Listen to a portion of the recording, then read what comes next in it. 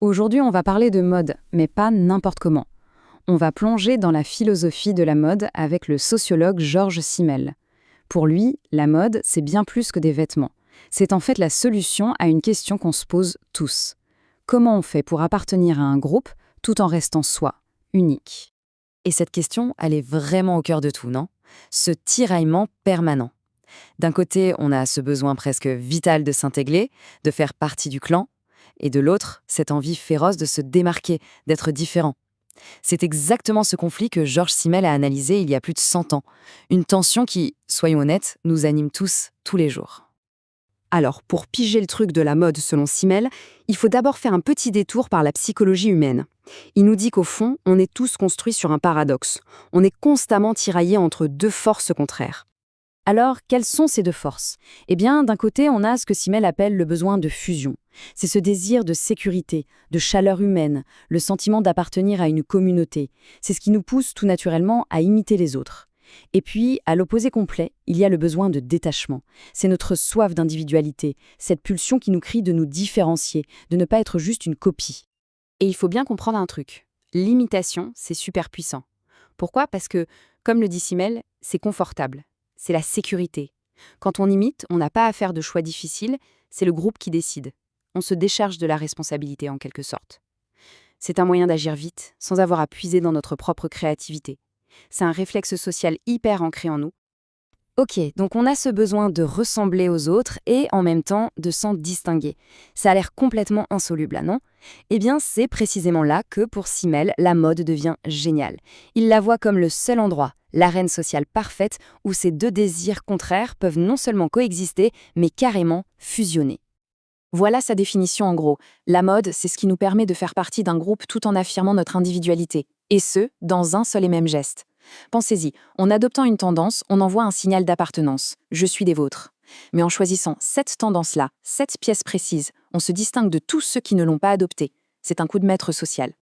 Mais alors, qu'est-ce qui fait tourner cette machine? Attention, Simmel nous prévient, ce n'est pas juste une question de goût personnel. Non, le véritable moteur, le carburant de la mode, c'est quelque chose de bien plus fondamental. La division en classes sociales. Ok, les classes sociales. Mais comment ça marche concrètement? Pourquoi est-ce que la mode change tout le temps? Eh bien, ce n'est pas du tout un hasard. C'est une conséquence directe de cette structure hiérarchique. Simmel décrit un cycle qu'on appelle le trickle-down ou ruissellement. C'est simple et ça ne s'arrête jamais. Étape 1, les classes supérieures, l'élite, adoptent une nouvelle mode pour marquer leur différence, pour dire « nous ne sommes pas comme les autres ». Étape 2, les classes juste en dessous commencent à les imiter, pour essayer de s'approprier un peu de ce prestige. Étape 3, le piège se referme. Dès que la tendance est imitée, elle n'est plus exclusive, elle perd toute sa valeur distinctive. Du coup, étape 4, l'élite l'abandonne et en cherche une nouvelle. Et hop, le cycle recommence à zéro. Et la preuve ultime que le but de la mode est purement social, c'est son côté complètement arbitraire. Pensez à toutes ces modes qui étaient inconfortables, pas pratiques, voire objectivement bizarres. Pourquoi est-ce qu'on les a suivies? Parce que l'utilité ou l'esthétique n'ont aucune importance. Le seul but, c'est de créer une norme. Et le pouvoir de la mode, c'est justement sa capacité à nous faire adhérer à cette norme, peu importe ce qu'elle est. Maintenant, voyons comment tout ça se joue au niveau individuel. Dans ce grand jeu de la mode, Simmel repère deux profils types de personnages qui, en apparence, sont aux antipodes l'un de l'autre. Le premier, c'est ce qu'on appelle la victime de la mode. C'est la personne qui va adopter chaque tendance et la pousser à son maximum. On pourrait croire que c'est un leader, un pionnier, mais en fait, c'est le suiveur par excellence. Son individualité, c'est juste une version exagérée de la norme sociale. Et de l'autre côté, on a le rebelle, l'anti-mode. Lui, il fait tout pour aller à contre-courant. Il pense être totalement libre, mais il ne se rend pas compte que son identité est entièrement définie par opposition à la mode qu'il déteste. En fait, il en est tout aussi prisonnier. Et c'est là que Simmel nous livre une de ses idées les plus fortes. Il dit que même refuser la mode, c'est encore lui obéir. C'est une sorte d'imitation à l'envers. En gros, que l'on soit un suiveur zélé ou un rebelle acharné, on joue toujours sur le même terrain de jeu, celui défini par la mode. Impossible d'y échapper. Donc on voit que c'est bien plus qu'une histoire de vêtements.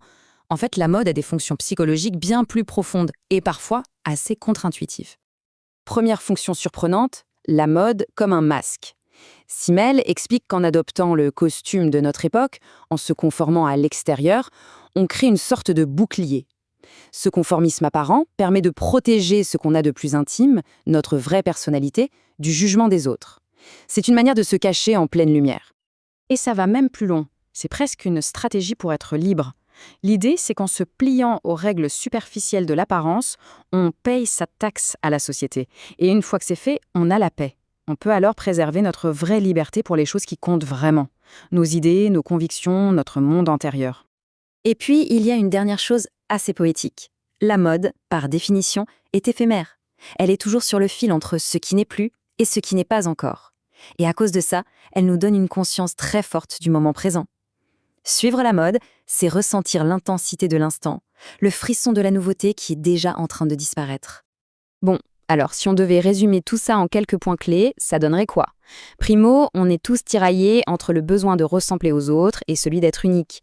Secondo, la mode, c'est la solution miracle de la société à ce dilemme.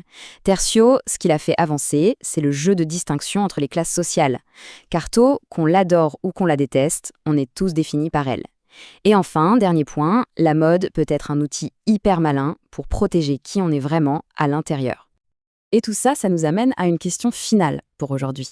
Quand on regarde notre monde, avec les influenceurs, Instagram, la fast fashion qui sort des nouveautés chaque semaine, ce cycle infernal d'imitation et de distinction que Simmel décrivait il y a plus de 100 ans, est-ce qu'il n'est pas, au fond, plus pertinent et plus frénétique que jamais? Ça laisse songeur, non?